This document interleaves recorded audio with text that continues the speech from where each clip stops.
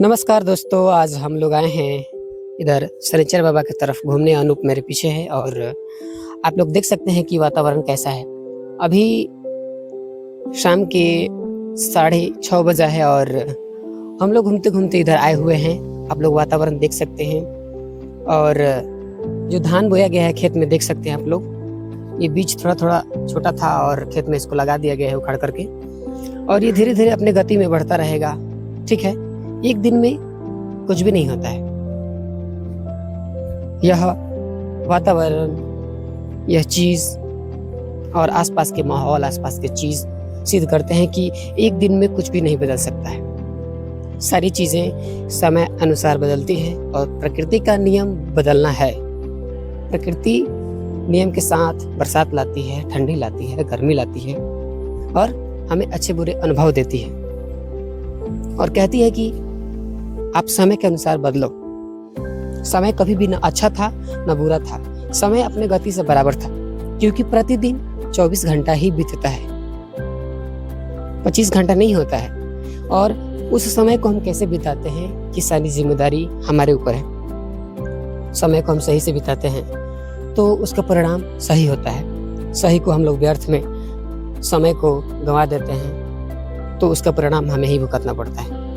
और ज़रूरी होता है कि हम समय को समझें, उस समय में अपने काम को समझें। ये सारी बातें मैं इसलिए कहता हूँ कि क्योंकि मैं समय के अनुसार काम करने में असफल हुआ और मैं यहाँ चौरा में घूम रहा हूँ। इस बात का मुझे दुख है, लेकिन अगले आने वाले समय को मैं बर्बाद कर दूँ तो इससे बड़ा वो दुख होगा कि हमने जो हमारे पास समय मिला था वही खास था। क्योंकि खास समय का इंतज़ार हम करेंगे तो कभी ना आएगा न आने वाला है। जो अभी का समय है वही खास है, वही मस्त है। एक खास समय क्या होता है कि हम सोचते हैं कि वो कल से पढ़ूंगा, कल कभी नहीं आता है। अभी आप पढ़ रहे हैं तो आप अभी के समय में वो चीज़, वो ज्ञान प्राप्त करेंगे। और पढ़ाई की एक बड़ी बात है कि 12 बजे रात को उठ के पढ़ेंगे तो उस समय भी पढ़ाई समझ में आएगा।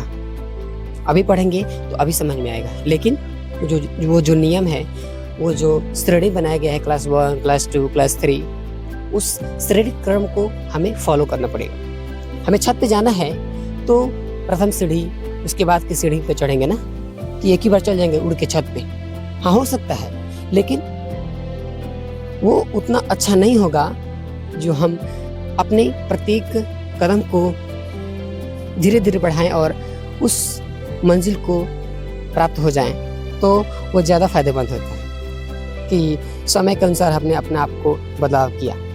और बच्चों को पढ़ाने के लिए क्लास में हर बातें समझाई जाती हैं, बताई जाती हैं, और उस समय में वो सारी बातों को ना समझें और ना समझे में गलती करने लगे तो ये चीज़ बहुत ही खतरनाक होता है। और पढ़ाई की विशेष एक बात और है कि पढ़ाई केवल शिक्षक लोग पढ़ाएं और गार्जियन और बच्चे ध्यान ना दें तो नुकसान सबको होता है।